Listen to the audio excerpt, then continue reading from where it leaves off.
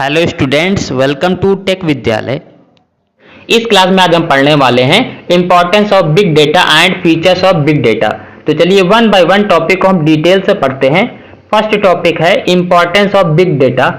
First importance है fast processing and analysing of large amount of data, यानी कि big data का first importance है फास्ट प्रोसेसिंग, यानी कि इसमें जो प्रोसेसिंग होती है वो फास्ट होती है और हम लार्ज अमाउंट ऑफ डेटा को एनालाइज कर सकते हैं, क्योंकि ट्रेडिशनल डेटाबेस में आप लार्ज अमाउंट ऑफ डेटा को एनालाइज नहीं कर सकते हैं।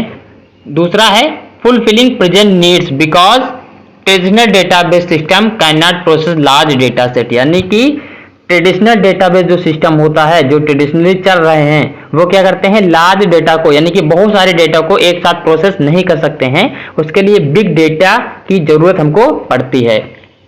थर्ड है कॉस्ट सेविंग, यानी कि बिग डेटा क्या है आपका कॉस्ट सेव कर देता है, क्योंकि जब आप ट्रेडिशनल डेटाबेस सिस्टम यूज करते हैं तो आपको मल्टीपल सर्वर्स कनेक्ट करने पड़ते हैं, लेने पड़ते हैं, उसकी कॉस्टिंग बहुत ज़्यादा हाई हो जाती है।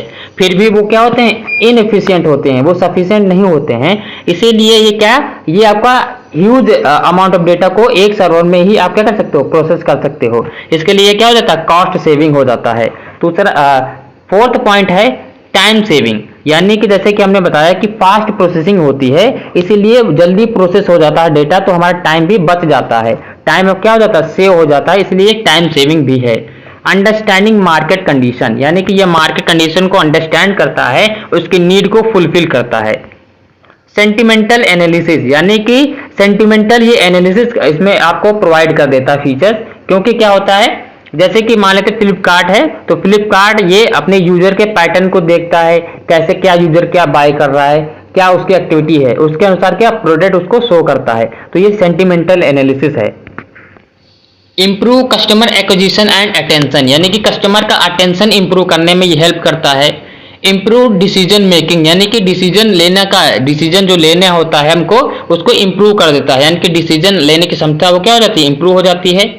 Big data enables organization to analyze large volume of information and identify pattern, trends and correlation, यानी कि बिग डेटा क्या करता है आपका ऑर्गेनाइजेशन को एनालाइज करने में हेल्प करता है लार्ज वॉल्यूम ऑफ डेटा को, जिसमें क्या करता है वो पैटर्न आइडेंटिफाई करता है कि कोई यूजर क्या पैटर्न में डेटा क्या एनालाइज कर रहा है, या फिर वो कैसा क्या चीज खरीद रहा है, तो उसके लिए वो पैटर्न आइडेंटिफाई करना होता है, ट्रेंड्स आइडेंटिफाई करना होता है, कोरिलेशन आइडेंटिफाई करना होता है, ताकि उसी के अकॉर्डिंग उसको प्रोडक्ट यानी कस्टमर को शो किए जाए। तो ये क्या होता है डिसीजन मेकिंग में क्या होता है इंप्रूव करता है।